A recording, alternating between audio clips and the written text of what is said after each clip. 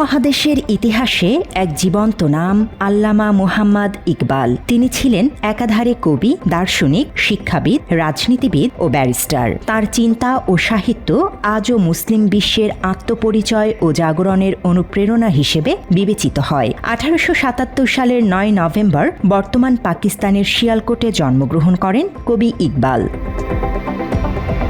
শৈশব থেকেই কবি ইকবাল ছিলেন প্রখর মেধাবী ও চিন্তাশীল। পরিবারে ধর্মীয় পরিবেশ থাকায় ছোটবেলা থেকেই আধ্যাত্মিকতার প্রতি তার গভীর আগ্রহ তৈরি হয়। লেখেন অসংখ্য বই।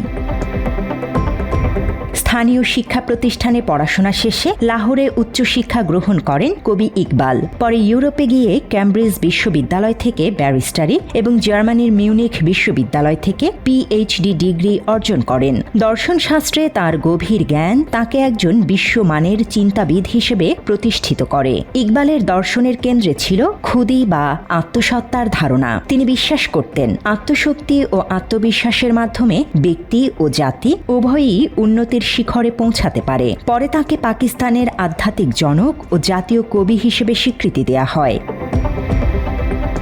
আধুনিক যুগে ইকবালের কবিতা মূলত উর্দু ও ফার্সি ভাষায় রচিত।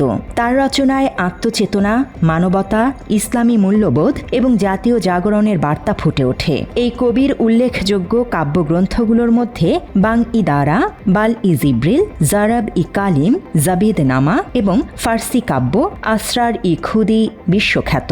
বিশ্বখ্যাত কবি ইকবালের চিন্তা, দর্শন ও সাহিত্য আজও প্রাসঙ্গিক। আল্লামা ইকবাল শুধু সাহিত্যেই সীমাবদ্ধ ছিলেন না, তিনি রাজনীতিতেও গুরুত্বপূর্ণ ভূমিকা পালন করেন। 1930 সালের এলাহাবাদের ঐতিহাসিক অধিবেশনে মুসলিম লীগের সভাপতিত্ব করেন তিনি। সে সময় ভাষণে মুসলমানদের জন্য একটি পৃথক রাষ্ট্রের রূপরেখা তুলে ধরেন আল্লামা ইকবাল, যা পরবর্তীতে পাকিস্তান প্রতিষ্ঠার ভিত্তি হয়ে দাঁড়ায়। বিশ্বজুড়ে ইকবালের নামে থাকা বিভিন্ন প্রতিষ্ঠান ও স্থাপনার মাধ্যমে তিনি আজও রয়েছেন জীবন্ত। পাকিস্তানে তার নামে প্রতিষ্ঠিত হয়েছে আল্লামা ইকবাল ওপেন ইউনিভার্সিটি, আল্লামা ইকবাল মেডিকেল কলেজ এবং ইকবাল একাডেমি। ভারতেও বিভিন্ন শিক্ষা প্রতিষ্ঠান ও সাংস্কৃতিক স্থানের নাম তার নামে রাখা হয়েছে। এর মধ্যে রয়েছে ভোপালের ইকবাল ময়দান এবং কাশ্মীর বিশ্ববিদ্যালয়ে ইকবাল স্টাডিজ কেন্দ্র। এছাড়া বাংলাদেশেও সরকারি আল্লামা ইকবাল কলেজের নাম তার নামে হয়েছে। একইভাবে Uzbekistan Iqbal Urdu learning centre তার সাহিত্য ও ভাষা নিয়ে গবেষণা করছে। সেই সাথে বিশ্বের বিভিন্ন দেশে তার নামে ইকবাল চেয়ার, গবেষণা সেল, লাইব্রেরি এবং সাংস্কৃতিক ফোরাম প্রতিষ্ঠিত হয়েছে, যা তার আন্তর্জাতিক প্রভাবের প্রমাণ রাখে। ইউরোপে ক্যামব্রিজ ও মিউনিখ বিশ্ববিদ্যালয়ে ইকবাল স্মৃতি ও চিন্তাধারা একাডেমিকভাবে আলোচিত হয়। এরপর আমরা আরও দেখলাম যে জার্মানির হেডেলবার্গ বিশ্ববিদ্যালয়ে ইকবাল চেয়ারও আছে এবং 1977 সালে ক্যালকাটা বিশ্ববিদ্যালয়ে ইকবাল চেয়ার করেন। 1938 সালের 21 এপ্রিল মৃত্যুবরণ করেন কবি আল্লামা ইকবাল। কবির মৃত্যুকে স্মরণ করে ঢাকা বিশ্ববিদ্যালয়ে তার 88তম মৃত্যুবার্ষিকী উপলক্ষে নবজাগরণের ভাবনা ও ইকবাল স্মরণ সন্ধ্যা নামে একটি অনুষ্ঠানের আয়োজন করা হয়। ইকবালিয়াত আলোচনা কেন্দ্রের উদ্যোগে আয়োজিত এ অনুষ্ঠানে দেশের বিভিন্ন শিক্ষা প্রতিষ্ঠানের শিক্ষার্থী ও তরুণরা অংশগ্রহণ করেন। শুরুতে একটি একাডেমিক আলোচনা সভা অনুষ্ঠিত হয়, যেখানে বক্তারা ইকবালের দর্শন, চিন্তাধারা এবং সমসাময়িক বিশ্বে তার প্রাসঙ্গিকতা নিয়ে বিস্তারিত আলোচনা করেন। অনুষ্ঠানে প্রধান অতিথি হিসেবে উপস্থিত ছিলেন ঢাকা বিশ্ববিদ্যালয়ের দর্শন বিভাগের সাবেক চেয়ারম্যান অধ্যাপক ডক্টর শাহ কাউসার মুস্তফা আবুল উলাই। এছাড়া ইরানি কবি ও আলেম হুজ্জাতুল ইসলাম ওয়াল মুসলিমিন শাহাবুদ্দিন এবং ঢাবির উর্দু বিভাগের অধ্যাপক ডক্টর গোলাম রব্বানী উপস্থিত ছিলেন। সেই সাথে দেশের খ্যাতিমান কবি, লেখকও অংশ নেয় ইকবাল স্মরণ সন্ধ্যায়। যারা বিজয়ী হবেন তাদের জন্য রয়েছে আকর্ষণীয় পুরস্কার এবং সব শেষে রয়েছে সম্মানিত সুধী। আর একজন বক্তা আছেন মাত্র 30% টাকায় জমির মালিক হয়ে নতুন বাংলাদেশের গড়ে তোলার স্বপ্ন দেখা। বাংলা বসতি। অধ্যাপক ডক্টর কাউসার আবুল কালাম বলেন, সমগ্র মুসলিম উম্মার কবি আল্লামা ইকবাল, যার কবিতা মুসলিম জাতিকে ঘুমন্ত অবস্থা থেকে জাগিয়ে তুলেছে এবং উপমহাদেশে দীর্ঘদিনের দাসত্বে আবদ্ধ জনগণকে সচেতন করেছে।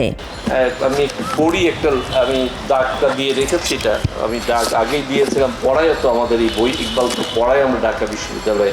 অনুষ্ঠানে ইরান থেকে আসা হুজ্জাতুল ইসলাম ইকবালের কবিতার উপর আলোকপাত করে বলেন, তার কাব্য শুধু পাকিস্তান নয়, ইরানের জন্য জাগরণের বার্তা দেয়। বর্তমানে ইরান যেভাবে ঔপনিবেশিক শক্তির বিরুদ্ধে দৃঢ়ভাবে অবস্থান করছে, তার পেছনেও ইকবালের চিন্তাধারার গুরুত্বপূর্ণ ভূমিকা রয়েছে বলে মন্তব্য করেন হুজ্জাতুল।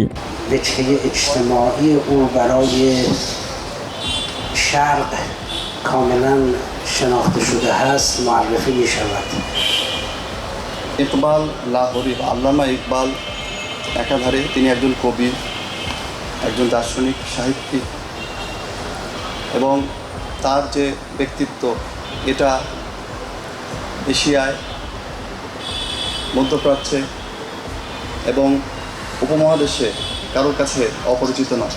অনুষ্ঠানে ফিকরে ইকবাল গ্রন্থের ওপর ভিত্তি করে ইকবালিয়াত অধ্যয়ন প্রতিযোগিতার পুরস্কার বিতরণ, গজল ও কাওয়ালি পরিবেশনা করা হয়। পাশাপাশি লাইভ কুইজ প্রতিযোগিতার আয়োজনও ছিল, যা দর্শকদের মধ্যে ব্যাপক উৎসাহ ও উদ্দীপনা সৃষ্টি করে। দর্শন বিভাগ, ঢাকা বিশ্ববিদ্যালয়। দ্বিতীয় বিভাগে স্থান করেছেন নিয়নমণি। অনুষ্ঠানের শেষ দিকে কাওয়ালি দল, সিলসিলা ব্যান্ড, খুদি কা সিরে নিহা এবং মুঝে কুফা ওয়ালো মুসাফির না সমঝো সহ বিভিন্ন ইকবালীয় কাওয়ালি পরিবেশন করা হয়।